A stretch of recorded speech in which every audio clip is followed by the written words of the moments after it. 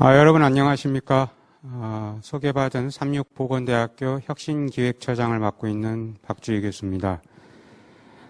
먼저 앞에 발표해 주신 우리 이정미 교수님, 그 다음에 김은호 교수님께서 전반적으로 편람을 중심으로 발표하고 방향성에 대해서 말씀을 해주셨기 때문에 그 부분은 스킵을 하고요.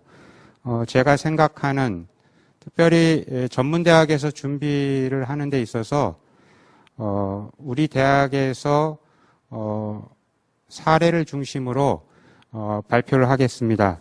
다만 우려스러운 것은 이것이 정답이 아니기 때문에 감안해서 이 발표를 들어주시고요. 특별히 이 편람 중심으로 내용을 정리했기 때문에 그 부분을 이해를 부탁드리겠습니다. 먼저 우리 김수갑 총장님께서 축사 중에 제가 이제 전문대학 기획실처장협의회장을 2년 동안 역임하고 올해부터는 이제 새로운 분이 되었습니다. 그래서 광주보건대에 김경태 회장님이 지금 하고 있고요. 저는 한국고등직업교육혁신본부 본부장을 또 맡아서 직업교육에 대해서 정부에 공약을 제시하는 일을 하고 있습니다. 먼저 편람을 진행하기 전에 제가 지난번에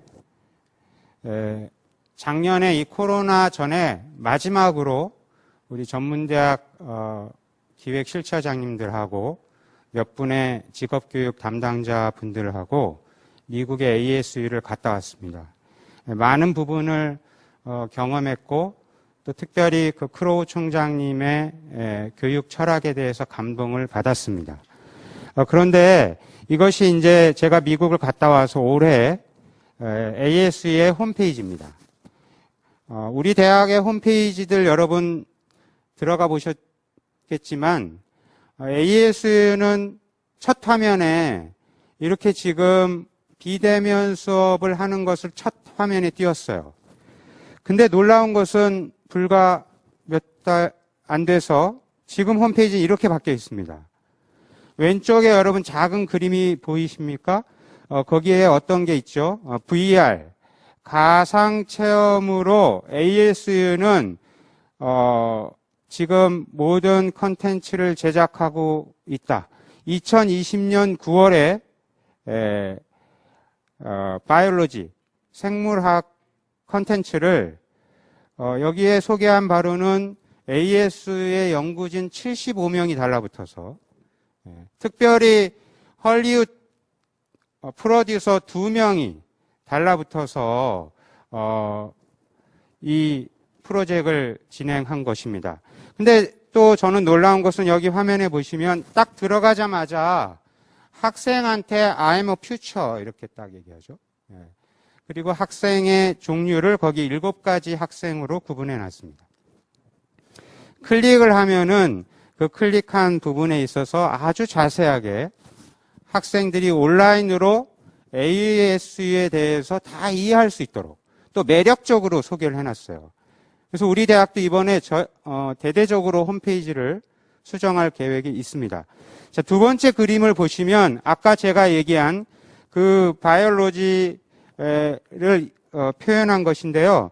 실질적으로 여기 AS의 소개에 따르면 몰입형 학습, VR을 중심으로 한 몰입형 학습을 이끌어내는 데 노력을 했고 특별히 이 연구진들에 의하면 VR 교육을 받은 학습자가 그동안의 온라인 학습을 받은 학습자보다는 최대 4배 집중하는 효과를 나타냈다고 그러고요. 교실에서 교육받는 학생들보다도 오히려 1.5배의 집중도를 더 하도록 했다는 연구 결과가 나와 있습니다. 자, 오른쪽에 그림을 보시면 신입생들이나 이 ASU에 입학을 하는 학생들에게 두 번째 패러그래프에 보시면 뭐라고 돼 있죠? Find your fit. 그래서 ASU는 2명의 학생일지라도 그 학생들의 경험과 능력이 다르다는 것을 알고 있다. 그래서 2명의 학생도 다르게 그것을 체크해서 커리큘럼이나 수준별 교육을 하겠다는 내용을 담고 있다는 것입니다. 저는 오늘 앞으로의 우리 대학의 진단평가의 방향에 있어서도 어떻게 가야 할 것인가에 대해서 고민을 했으면 좋겠습니다. 그래서 우리 대학에서도 또 지금 전문대학이 134개교로 한 개교가 이제 폐교가 돼서 전국에 134개교가 있는데요. 지금 다 성과 공유회를 하고 있습니다. 우리 대학도 이제 지난 11월에 성과 공유회를 하는 장면인데요. 이제 마스크를 쓰는 장면이 되게 자연스러워졌죠. 유튜브로 처음으로 우리 대학에서 전국의 전문대학들에게 공유를 했습니다.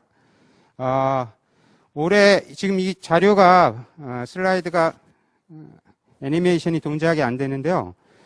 전문대학 수시 1차, 2차가 마감이 됐고 지금 정시가 진행 중인데 일반 대학은 이제 정시가 끝났죠. 일반 대학 정시 결과가 나왔는데 수도권은 한 4대1 평균, 지방은 3대1. 그러면 이제 지방 일반 대학들도 미달이 나온다는 얘기죠. 전문대학은 더 심각합니다.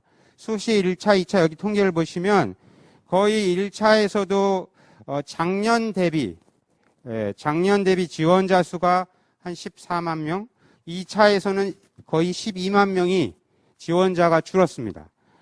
그래서 대학신문에 이번에 어제 발표에 보면 이 80% 지원 못 채운 대학이 80개교가 나왔다는 것입니다.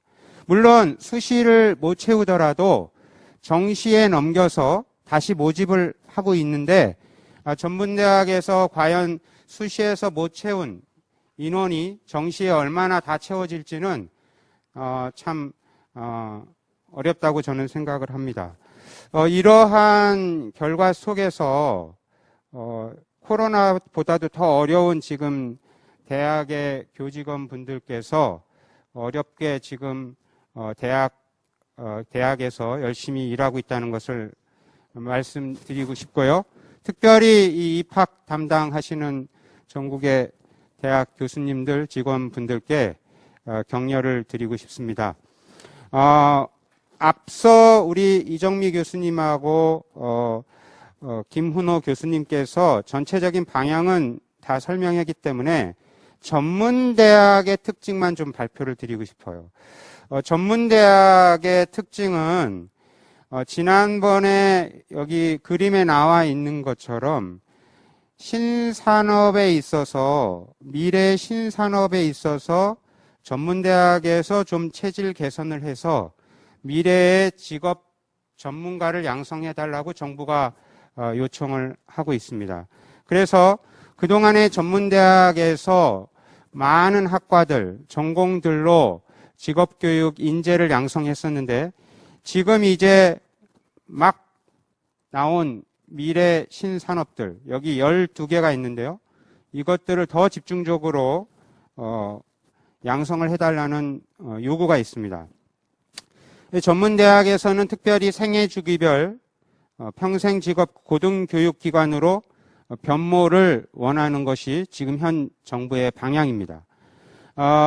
그래서 2019년 12월 23일에 교육부에서 전문대학 혁신 방안을 발표해서 이 보고서를 전문대학 전체가 리딩을 하고 지금 이 방향성에 맞춰서 발전 계획을 수립하고 있는데요.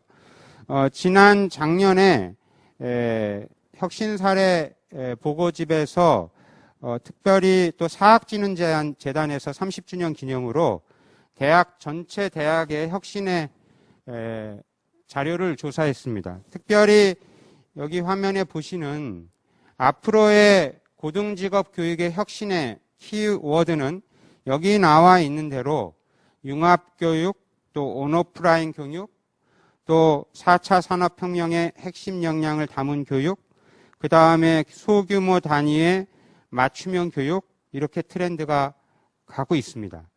각 대학들이 특별히 전문대학들도 이러한 주요 혁신 프로그램들을 많이 준비해서 지금 운영하고 있습니다. 여기 보시면 우리 대학을 포함해서 많은 전문대학들이 작년부터 많은 혁신 프로그램을 추진하고 있고요. 특별히 지방대학들도 발빠르게 혁신의 프로그램을 많이 시도하고 있습니다. 올해 2020년에는 사학진흥재단에서 일반 대학 위주로 또 혁신 프로그램을 정리했습니다. 이런 것들을 볼 때 대학이 그동안에는 20년 전, 10년 전까지는 대학이 시대의 요구를 앞서가서 사회를 이끌어 나갔었는데 어느 순간부터는 뒤처진다는 얘기들을 많이 하고 있죠. 그래서 우리가 이제 다시 이런 진단 통해서 새롭게 대학이 리드하는 방향으로 바꿔나가야 될 것입니다. 전문대학은 아까 일반 대학과는 달리 전문대학의 특성에 맞게 교육과정이 18점이고요. 산학협력활동, 특별히 전문대학은 실습 위주로 전문가를 양성하게 되기 때문에 산학협력활동 점수가 4점이 추가돼서 일반 대학에 없는 평가를 진단을 받게 되어 있습니다. 그리고 전문대학은 특별히 취업률이 중요하기 때문에 일반 대학에서는 취업률이 5점이었지만 전문대학에서는 배점을 10점으로 이렇게 강화시켰습니다. 그래서 실질적으로 제가 이렇게 데이터를 정리해 보니까요. 정량지표 대 정성지표가 56대 44입니다. 그러면 이제 제가 여기 정량지표 중에 배점이 제일 높은 것부터 이렇게 쭉 나열을 해봤어요. 그래서 교원 확보율부터 법인 책무성까지. 또 정성지표도 배점이 높은 것부터 나열을 해봤습니다. 이 나열은 대학에서 이 진단평가를 준비하는 실제 TFT에서는 상당히 의미 있는 나열이 되겠습니다. 어떤 것을 집중해서 먼저 중점적으로 해야 할지 판단이 서는 것인데 이 정량지표 56점을 제가 2020년 10월 기준으로 전문대학을 정보공시 데이터로 돌려보면 최저점과 최고점이 최고점 3점이나 4점밖에 안 차이 납니다. 1위부터 꼴등까지. 자, 그러면 물론 이제 그 점수가 상당히 크기도 하지만 어떻게 보면 전공 교육 과정에서 A를 못 받고 B를 받으면 그 점수 간격이 크기 때문에 한 방에 뒤집혀집니다. 되게 중요한데요. 이따 뒤에서도 또 말씀드리도록 하겠습니다. 그래서 이 점수 배점도 중요하지만 점수 배점과 배점의 간격, 예를 들면 교육과정에서 직업기초의 점수 간격은 0.6점이고 전공교육과정은 1.2점 간격이 있어요. 그 간격이 큰 점수 차는 A를 못 받으면 B 등급을 받게 되면 대학으로서는 엄청난 타격을 받게 되는 것이죠. 저는 일단은 진단을 위해서 진단을 준비하는 조직이 중요하다고 생각합니다. 왜냐하면 1주기, 2주기, 6년이 흘렀고 이제 또 3주기를 준비하는 동안에 대학에서 문제점을 해결하고 그것을 힘이 있게 바꾸려면 그 동력은 조직에서부터 나온다고 생각합니다. 그래서 우리 대학의 조직은 지금 크게 조직도는 이렇게 구성했는데요. 진단준비위원회가 페이퍼를 실제 작성하는 TF위원입니다. 근데 거기에 도움을 주기 위해서 실무위원회가 이제 실제 그 직원 담당자 분들이 올리죠. 그런데 이제 대학 진단혁신위원회라는 걸 만들어서 3년 동안의 정량적인 데이터만 체크해서 보완하는 위원회를 하나 만들었습니다.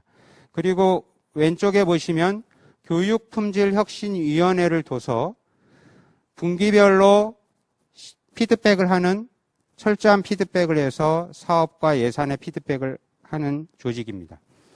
이 조직을 통해서 대학의 문제점을 해결하고 또 진단 평가를 준비하는 사례가 되겠습니다.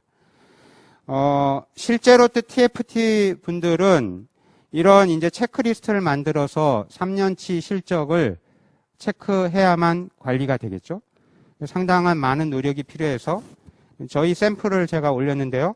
뭐 대학마다 이렇게 관리하고 있다고 생각합니다. 그래서 기준별로, 기술별로, 표별로 증빙 자료가 잘 첨부가 되었는지 또 그 부분이 수정이 되었는지 이런 것들을 아마 5월에 지금 저희가 보고서를 제출하기로 되어 있기 때문에 예정이기 때문에 5월 달까지 이러한 체크와 보고서를 지금부터 한 4, 5개월 동안 하게 되겠죠. 이 부분을 하기 위해서 관리를 하는 차원에서는 저희는 이제 나스를 통해서 공유 폴더를 통해 가지고 모든 로 데이터를 그 공유 폴더에 공유하게 해놨습니다. 그래서 진단위원들이 실무자한테 가서 실적을 물어볼 필요 없이 거기에 일단 들어가면 다 자료가 있어서 검토할 수 있도록 공유 폴더를 만들어 놓는 것도 시간을 절약하는 방법이 되겠습니다. 특별히 이제 발전 계획은 아까 일반 대학 사례와도 똑같지만 이번에 새롭게 추가한 것은 2주기까지는 없던 정부의 의지가 되겠죠. 발전 계획과 학사 구조 및 학사 제도 간의 연계성을 넣었습니다. 이 얘기는 저는 어떻게 받아들였냐면 진단을 계속했지만 대학의 학과나 이 체계가 산업체육이나 이런 거에 잘 안 바뀐다는 것입니다. 그래서 구체적으로 좀 바꿔라. 이런 의지라고 저는 생각을 합니다. 그래서 저도 오늘 우리 대학에서 지금 교육과정심의위원회가 개최되고 있는데요. 그 교육과정의 교과목을 바꾸려고 하나하나 하기에 아주 어렵습니다. 특히 아까 제가 얘기한 새로운 예를 들면 AI 관련 교과목, 창업 교과목을 각 학과에 넣기 위해서 엄청난 노력이 필요하고 의지가 필요하다는 것이죠. 그래서 그 부분을 발전계획과 저는 연계한다는 것은 발전계획은 대학의 의지, 대학의 정체성을 담은 것이기 때문에 대학의 교직원들이 다 공감대를 형성하고 있느냐로 해석하고 싶습니다. 그래서 어떤 학사 제도를 개편하는 데 있어서 대학이 발전 계획은 이사회까지 결의되고 구성 간에 공표를 해야 되기 때문에 그러한 절차를 다 거쳐서 어떤 학과 교과목이나 학과 제도를 개선하고 있는가, 그러한 것을 위해서는 관련 공문이나 내부 품위가 필요하겠죠. 또 이런 부분에 있어서 1, 2주기를 거치면서 체계나 방법은 어느 정도 다 갖춰졌기 때문에 한류 체계를 통한 개선 실적이 우수하냐, 이걸 가지고 판가름이 날 것으로 생각합니다. 그래서 그 부분을 어떻게 표현할 것인가, 이것이 두 쪽 이내로 본문을 어떻게 표현할 것인가가 고민이 되는 부분이고요. 또 기술 1-1-1에서는 발전 계획을 3년 세웠으면 그 3년 동안 세운 계획에 어떻게 예산을 확보하고 또 그 계획들을 집행했는가를 보여줘야 합니다. 그 부분이 대학의 의지가 되겠죠. 그래서 우리 대학에서는 지금 이러한 중장기 발전 계획 체계도가 있는데요. 이 체계도 안에 중장기 발전 계획 보고서가 한 300여 페이지가 됩니다. 그 부분에 있어서 제가 말씀드리고 싶은 것은 대학의 정체성과 어떤 사업의 연계성을 이 그림처럼 잘 표현해서 교직원들이 공감대를 형성하고 이해하고 있느냐, 이게 더 중요하고요. 그 다음에 실제로 추진하는 데 있어서 우리 대학은 교육품질혁신위원회에 권한을 엄청나게 줘서 총장님을 위원장으로 하고 기획처장이 서기인데 여기서 모든 CQI가 이루어지고 피드백을 하도록 되어 있습니다. 환류 체계에 있어서도 마찬가지입니다. 주기적으로 하는 데 있어서 결국은 교육품질혁신위원회에서 권한을 가지고 논의를 통해서 대학발전전략위원회로 넘길 거는 넘기는 이런 체계로 갖춰져 있습니다. 이번에 코로나 때문에 교육품질혁신위원회를 못할 상황이었는데 그래서 우리 대학은 비대면으로 교육품질혁신회의를 했습니다. 걱정도 많이 했는데 오히려 발표나 논의가 더 잘 되었다는 평가를 받았습니다. 또 전문대학에서 보면 개별 대학이 아니라 이제 지역에 있는 대학들이 좀 모이고 그래서 공유해서 이런 미래대학 콜로키움을 통해서 대학 간의 정보를 공유하는 것도 상당히 필요하다고 생각합니다. 먼저 발전계획 속에 있는 것들 우리 대학에서 개편한 것은 아까 ASU의 그런 개편한 것처럼 저희가 교육 환경 개선을 많이 했습니다. 그래서 보시는 대로 메이커 스페이스를 만들고 학생들의 스타디 라운지를 카페용으로 만들고 공부할 수 있는 공간, 또 VR 체험실을 만들고 3D 프린터실을 체험할 수 있는 학습 공간을 만드는데 주력을 해서 이렇게 잘 구축을 했습니다. 모든 대학들이 작년에 여름방학, 이번 겨울방학을 통해서 이런 시스템을 구축하고 있는 것으로 알고 있습니다. 특별히 우리 대학에서는 아까 말씀드린 이제 컨텐츠 싸움이기 때문에 크리에이터 스튜디오를 제작해서 메인 스튜디오와 5개 작은 스튜디오를 만들고 한 개는 학생들이 스스로 유튜버가 될 수 있도록 오픈을 하는 스튜디오를 만들었습니다. 그래서 이렇게 지금 구축되고 있고요.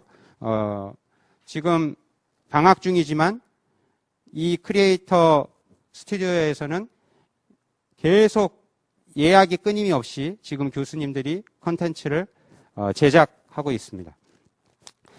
먼저 아까도 제가 말씀드린 대로 이 발전계획의 진단 항목 1은 대학의 의지이기 때문에 이것이 다른 진단에 영향을 주기 때문에 조직을 어떻게 개편했느냐. 그래서 아까 그런 여러 가지 정부 정책이 새롭게 변화됐는데 대학에서 어떤 조직을 새롭게 만들었고 그것을 운영했는지가 중요하겠죠. 그래서 우리 대학에서는 대학 성과관리본부를 만들고 교육혁신본부를 만들고 또 원격교육지원센터를 만들고 여러 가지 새롭게 조직을 만들었습니다. 이런 조직이 왜 필요하냐면 대학의 기존에 있던 조직들이 혁신을 하기에는 기존 업무가 너무 많아가지고 새롭게 혁신하기는 어렵습니다.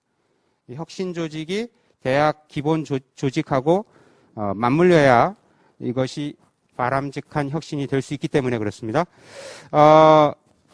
발전 계획을 제가 이렇게 좀 히스토리를 한 장에 모아봤어요. 우리 대학의 2020년도부터 수립한 것을 2025년에 어떻게 스토리로 발전 계획이 바뀌게 되었고 지금 현재는 어떤 노력을 하고 있는 거를 한 장에 이렇게 모으려고 했는데 이걸 며칠 밤을 새서 이렇게 모아봤습니다.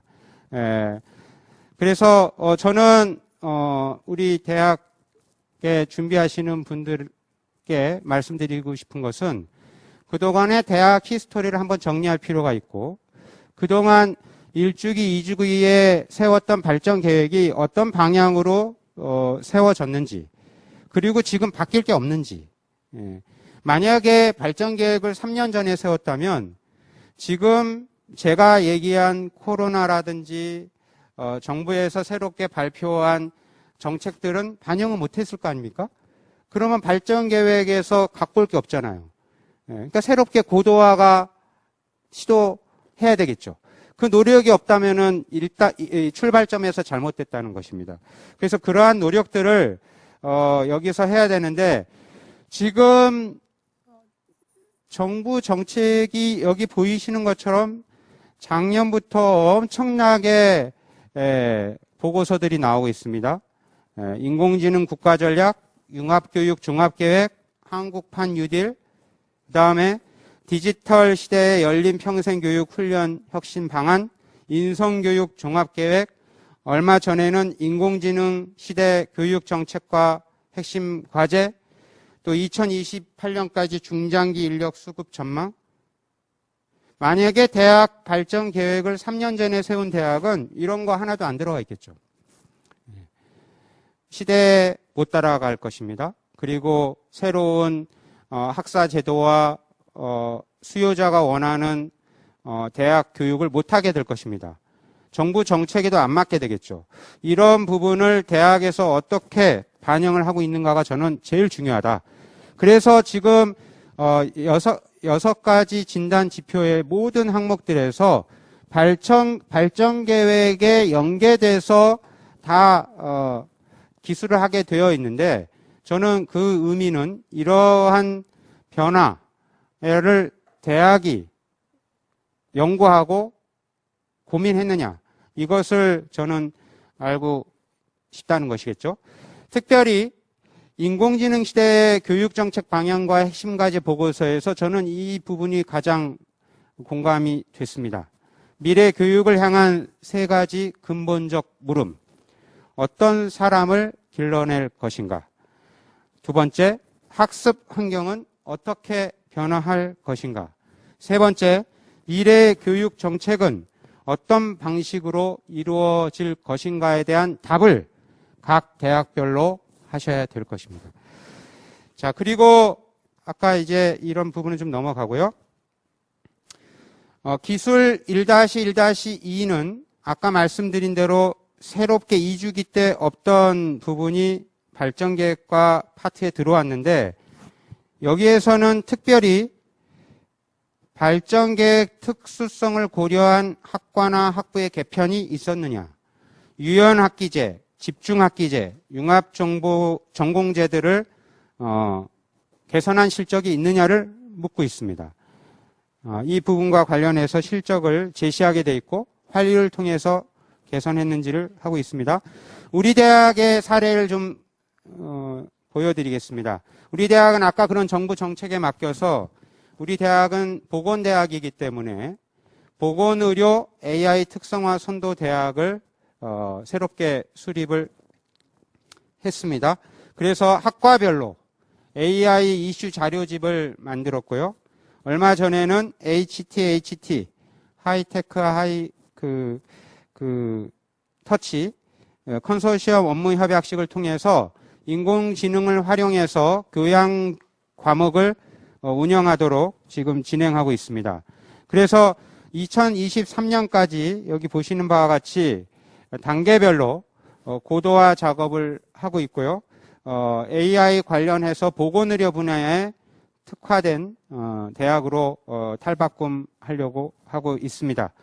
특별히 HT의 그 AI 기반에서는 여기 보시면 뒤에도 나오지만 우리 대학은 이제 영어를 예를 들어서 말씀을 드리면 인공지능이 학생들별로 다 맞춤형으로 토익을 800점, 900점 넘게 다 개별로 그러니까 1000명의 학생이 있으면 1000명의 교재가 나오는 것입니다. 상상할 수 없죠? 그것이 다 구현이 되는 것입니다. 그래서 이번에 우리 대학은 영어를 그동안에 했던 것을 인공지능으로 시범으로 운영을 할 계획으로 있습니다. 2021년부터 시행이 됩니다. 그리고 우리 대학의 그 발전 계획 고도화에서 새로운 정책에 맞게 뉴스토리 36가지의 과제를 새롭게 제시했고요. 특별히 우리 대학의 모토가 진심대학이기 때문에 구성원 간 소통의 의견 수렴을 잘 해서 반영을 하려고 노력하고 있습니다. 이번에 또 저희가 제시하는 것은 서비스 러닝에 대한 컨퍼런스를 저희가 했는데요. 여러분들 뭐 일반 대학에서는 서울여자대학교가 상당히 앞서가고 있어서 우리 대학도 서비스 러닝 교과목을 개발하고 서비스 러닝의 커리큘럼을 대학에 반영해서 삼육교육에 맞게 이렇게 지금 교재를 개발하고 또 운영하고 있습니다. 저는 대학이 이제는 전공을 중심으로 해서 지역사회에 봉사하고 지역사회에 기여해야 되기 때문에 대학의 어떤 배운 지식이 사라지는 것이 아니라 서비스 러닝을 통해서 지역사회에 반영이 되는 이러한 교과목들이 많이 생겨나야 된다고 저는 생각을 합니다. 단계별로 우리 대학에서 많은 전공 교과목들을 서비스 러닝으로 전환해서 이렇게 지금 프로젝트별로 특별히 또 전공 기반의 해외 봉사대로 이렇게 연계를 시키려고 하고 있습니다. 아까 말씀드린 HT, AI 활용 교과목도 더 확대를 시키고 있고요. 지금 전문대학은 한 14개 대학이 컨소시엄을 해서 여기에 올해부터 인공지능 기반의 교과목들을 실현하고 있습니다. 또 이제 서울 지역은 이번에 특별히 9개 전문대학이 모여서 교양 과목을 공통학점을 이렇게 교류를 한번 시범적으로 작년에 해봤습니다. 그래서 학생들이 A대학에서 등록금을 냈더라도 B대학 과목을 수강해서 학점을 인정해 주는 것을 해봤는데 학생들 반응이 너무 좋아서 올해 2021년도는 더 확산을 하고 향후에는 전공 교과목까지 확산을 하려고 지금 총장님들께서 다 협의를 했고 또 오른쪽에 보시면 전문대학 8개 교가 협약을 해서 VR 치위생과 컨텐츠를 만드는 장면입니다. 그래서 올해 완료가 돼서 2021년부터 이 해부 학의 VR 컨텐츠가 학생들에게 도입이 되는 것입니다. 이러한 노력들이 발전 계획 속에 담아서 예산을 편성하고 사업을 편성하는 것이 상당히 중요하다는 것입니다. 자율지표는 아까 설명을 했기 때문에 뭐 이것은 패스페일이고 대학에서 강점을 제시하니까 A, B, C, D 중에 아무거나 맞아도 패스거든요. F를 맞는 일은 없겠죠. 그래서 이 부분은 그러나 이왕이면 A를 맞아야 되겠죠.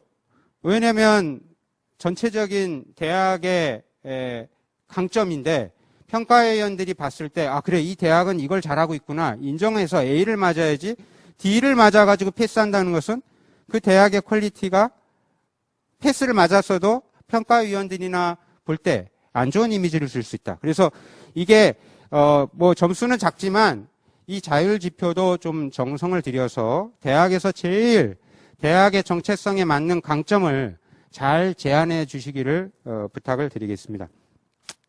자, 교육 여건은 뭐 넘어가고요. 그러나 이제 이 교육 여건도 이 기사를 보시면 전문대학의 평균 교육비 환원율이 180%가 넘습니다. 그러니까 학생들이 100만 원을 등록금을 냈으면 대학에서 180만 원어치를 지금 돌려받는다는 것이거든요. 그래서 충분히 노력을 하고 있다. 그리고 법인 책무성 아까 말씀드렸는데 일반 대학보다 전문 대학은 이 법인 책무성 법인 전입금이 상당히 어렵고 부담이 되는 대학들이 많을 것입니다. 그래서 여기에서 편람에 제시된 걸 보시면 법인 전입금이나 그 내용이 없는 대학은 그 확보 계획이나 이런 것들을 내서 정성적으로 점수를 받게끔 되어 있기 때문에 그 부분을 잘 활용하시기를 바랍니다. 특별히 구성원 참여 소통 3.2 파트는 법령상위원회, 특별히 이 사립대학에 있어서 어려운 부분이 좀 있습니다. 총장 선출이나 여러 가지를 이번에 정부의 의지가 여기에 담겨 있기 때문에 우리 대학에서는 총장 추천위원회를 통해서 총장을 선출하는 것을 이번에 법인이사회에서 결의를 통해서 개정을 했습니다.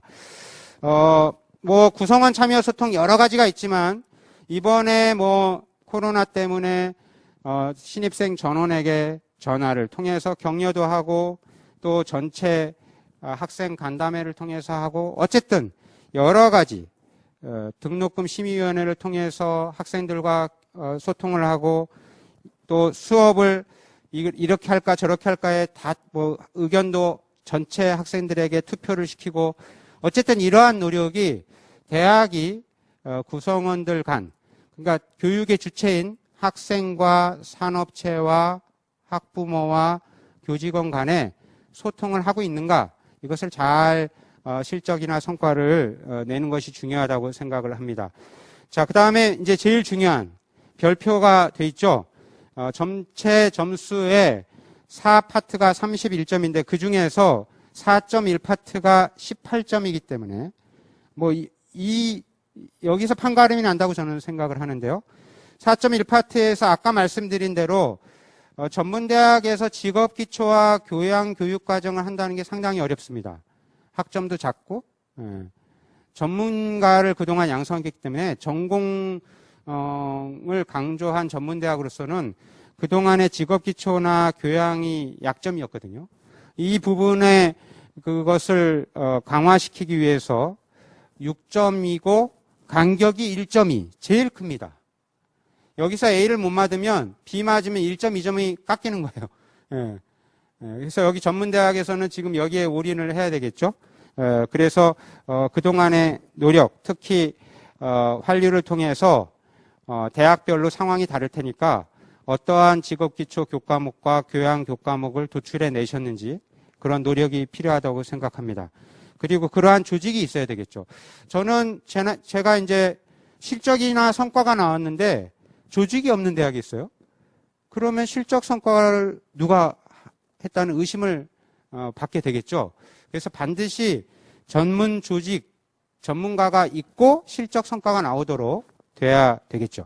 전공 교육과정 체제 운영도 12점 만점인데 0.6점, 다른 것은 0.2점이나 간격이 작은데 여기는 0.6점, 1.2점. 그래서 여기서 A를 못 맞으면 정리한 지표가 높은 대학도 떨어질 수 있다는 것입니다. 그래서 여기에 모든 집중을 우리 대학도 하고 있는데요. 상당히 어려운 점이 앞에 직업기초 능력 여기는 5쪽을 만들어야 되고 보통 기술들이 2쪽 이내인데 여기는 직업기초 능력이 저희는 5쪽. 그 다음에 또 전공 쪽은 8쪽을 해야 됩니다. 13쪽에 어떻게 보면 사활이 걸려 있기 때문에 상당히 중요한 것이죠. 그래서 여기에 이렇게 조직이나 프로세스를 제가 우리 대학 샘플을 보내드린 거고요. 진단 도구 개발 이런 것도 되게 중요하기 때문에 제대로 했느냐 이런 것들이 이제 실적으로 담겨야 되고 412도 말씀드린 대로 전문대학은 전문가를 양성하기 때문에 물론 국가고시나 국가자격증이 있는 학과도 있지만 그런 것이 없다면 자체적으로 아까 말씀하신 뭐 인증제나 교육과정을 만들어야 되고 특별히 현장 실습 이번에 이제 코로나 때문에 엄청 어려워졌는데 어떻게 대응했는지 이런 부분을 잘 신경을 써서 담아야 될 것입니다. 그래서 뭐 여러 가지 우리 대학에서 지금 이렇게 하고 있는데 이 부분은 제가 말씀드리고 싶은 것은 교육과정을 교과목을 개편하는 데 있어서는 교수님들이 연수를 받아야 되겠죠. 그래서 우리 뭐 이번에 컨텐츠를 제작하는데 전 교직원들 이렇게 미디어를 제작하거나 이런 것들을 했는데요. 저도 그 교육을 받아서 제 동영상 정도는 곰믹스를 통해서 붙이고 이렇게 나누고 하는 것들을 하고 있거든요. 그래서 교수 연구실에서 직접 컨텐츠를 제작할 수 있도록 저희가 다 구축해 놨는데 그러한 노력을 했느냐 이런 것들이 되게 중요하고요. 또 산학협력 이런 통해서 얼마나 이 산학협력 활동에 있어서 산업체와 지역사회와 새로운 협력을 통해서 했느냐. 그래서 우리 대학은 지금 서울의 동대문구 지역에 있기 때문에 동대문구청 지자체, 또 크게는 서울시죠. 거기와의 협력, 특별히 동대문구 지역의 산업을 분석해서 거기에는 물류산업, 귀금속, 그 다음에 쇼핑, 뭐 여러 가지가 있습니다. 그런 것들을 통해서 거기에 직업교육을 원하는 테마들을 저희가 교육과정을 담는, 그래서 지역 혁신 평생학습 플랫폼을 저희가 구축하고 있습니다. 자, 이러한 노력들, 그래서 각 학과별로 또 대학에서 지역 산업체와 지자체와 얼마나 산학협력을 한 것을 전문대학에서는 검증을 하고, 그걸 통해서 어떤 교육과정을 도출했고, 또 재학생들이 취업에 나갔는지 그런 것들을 검증해야 될 것입니다. 또 4.3은 뭐 이제 원래 2주기 때 있던 평가 요소인데 일부분 2주기 때 검증된 것은 좀 통합을 하고, 여기서는 이제 수업 관리를 하는 데 있어서 성과 중심으로 하면 되겠습니다. 자, 시간이 많이 이제 흘러서 뭐 제가 이제 자료를 공유했으니까 참고해 주시고요. 이제 제가 좀 5파트도 마찬가지고, 이제 6파트는 정량적인 거니까 뭐 저건데, 뭐 4파트, 5파트 다 마찬가지입니다. 3주기는 마지막 기술인 환류 및 성과, 거기에서 판가름이 난다고 저는 생각합니다. 그쪽 부분을 좀 신경 쓰셔서 잘 준비를 하셔야겠다. 그리고 뭐 이제 이런 부분들은 대학에서 다 하겠다고 생각하는데요. 저희는 이제 또 오늘 케어 협의회에서 주최하셨기 때문에 대학 성과관리 시스템을 재작년에 구축하고 작년에 고도화를 했고 올해 이제 3주기 3단계로 가고 있는데요. 이 평가 준비를 하고 대학의 학생의 역량을 수준별로 맞춤형으로 제대로 하기 위해서는 정말로 성과관리 시스템이 필요합니다. 그래서 우리 대학에서 구축해서 학과랑 의논하고 이렇게 하는데 이 부분 구축하면 할수록 더 필요하다는 것을 느낍니다. 물론 어려운 부분이 있습니다. 데이터들을 취합하고 하는 거 있지만 결국은 우리가 수요자 중심으로 가려면 성과관리 시스템을 대학 차원에서 또 국가 차원에서 지원을 해야 된다는 것입니다. 근데 제가 우리 대학에서 성과관리 본부를 하고 있는데요. 전문가 구하기가 어렵습니다.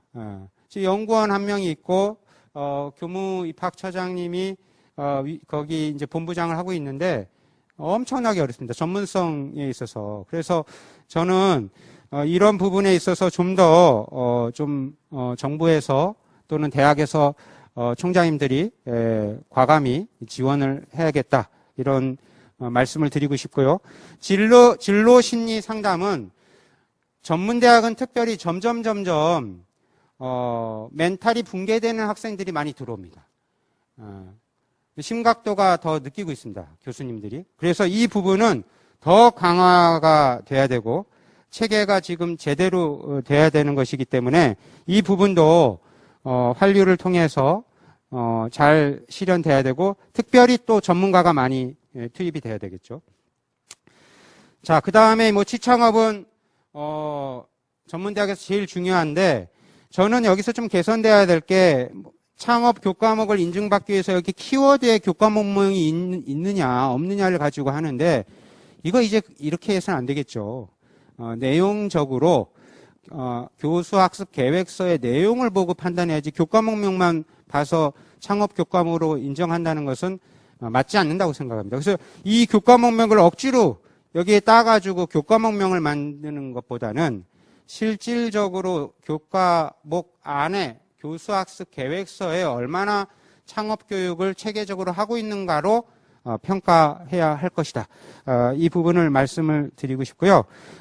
이 부분과 관련해서는 뭐 전문대학은 뭐 취업률이 워낙 중요하니까 잘 하시고 있다고 생각합니다. 6파트는 뭐 정량적이니까 아까 말씀드린 대로 넘어가고요. 저는 이제 마무리하면서 결국은 이 3주기 진단 대학의 방향성이 미래 교육의 방향, 개별화, 체험화, 로봇화, 적응학습 이쪽으로 대학들이 방향을 설정하고 있는가가 중요하다고 생각합니다. 그래야 살아남을 수 있고 또 지역사회에서 인정을 받을 거라고 생각을 하고요. 몇 가지 이제 개선 방향을 말씀드리면 저는 일단 이 진단 결과를 저희가 1주기, 2주기, 3주기를 했지만 진단의 결과를 가지고 상대평가 방식으로 순위를 매겨서 대학을 자르니까 이것은 바람직하지 않다. 0.1점이 0.001점이 모자라가지고 떨어진다면 그게 과연 대학의 부실대학으로 할 수 없는 것이죠. 그래서 이미 이번 3주기 때는 제한대학을 먼저 선정하고 시작했기 때문에 다음부터라도 진단 결과를 절대평가로 해서 기준이 되면 A, B, C를 나누더라도 모든 대학이 경쟁이 아니라 대학 간의 상생을 하려면 정보 공유가 돼야 되는데 상대평가로 하니까 공유 안 하죠. 우리 대학에서 잘하는 거를 절대평가로 하면 우리 대학은 이미 잘했기 때문에 옆 대학에 공유를 해도 상관이 없는데 지금 상대평가니까 그렇습니다. 이 방식을 반드시 개편을 어떻게든 해야 될 것이다. 그래야만 교수님들이 또 교직원들이 옆 대학, 지역 대학이 서로 상생할 수 있는 교육을 할 수 있다. 두 번째는 아까 이제 앞서 말씀드린 것에서 진단을 받은 후에 어떤 대학은 정부에서 예산을 주고 또 어떤 대학은 예산을 안 주면 결국은 문제점을 찾아놓고 해결을 못하는. 그래서 저는 어쨌든 문제점을 찾았다면 그 대학의 소규모라도 그 문제를 해결할 수 있는 전체적인 예산을 좀 지원하는 방향으로 가야 된다. 전문대학이 134개 교가 있는데 작년에 한 100여 개 대학을 줬거든요. 그럼 30여 개 대학은 정부 지원을 못 받는 거예요. 그 대학은 그럼 어떡합니까? 그래서 그 부분을 정부 이 당국이나 또 이 부분을 나중에 개선하실 때 좀 배려를 했으면 좋겠다. 지역에서 대학이 하나 없어지면 어떻게 된다는 건 다 알고 계시지 않습니까? 그래서 대학을 살리는 질적인 대학 교육을 할 수 있도록 예산을 지원해 줬으면 좋겠다는 것이고요. 그 다음에 아까 우리 이정미 교수님도 말씀드린 거에 공감합니다. 기관인지 평가와 단일화하자는 것을 전국의 대학 총장님들끼리 정부의 진원도 드렸었습니다. 이 부분은 그렇게 바뀌어야 될 것으로 저는 생각하고요. 마지막으로 아까 말씀드린 대학 성과관리 시스템을 구축하고 관련 전문가를 양성하는데 지원을 해주시기를 부탁을 드리고 이 성과관리를 잘하는 것이 대학의 질 제고에 엄청난 영향을 줄 것이고 이제는 데이터 기반으로 교육을 해야 되는 시대에 왔기 때문에 빅데이터를 통한 또 AI 기반의 대학 성과 관리 시스템이 대학별로 구축이 될 수 있도록 해주시기를 부탁드리면서 오늘 발표를 마치겠습니다. 감사합니다.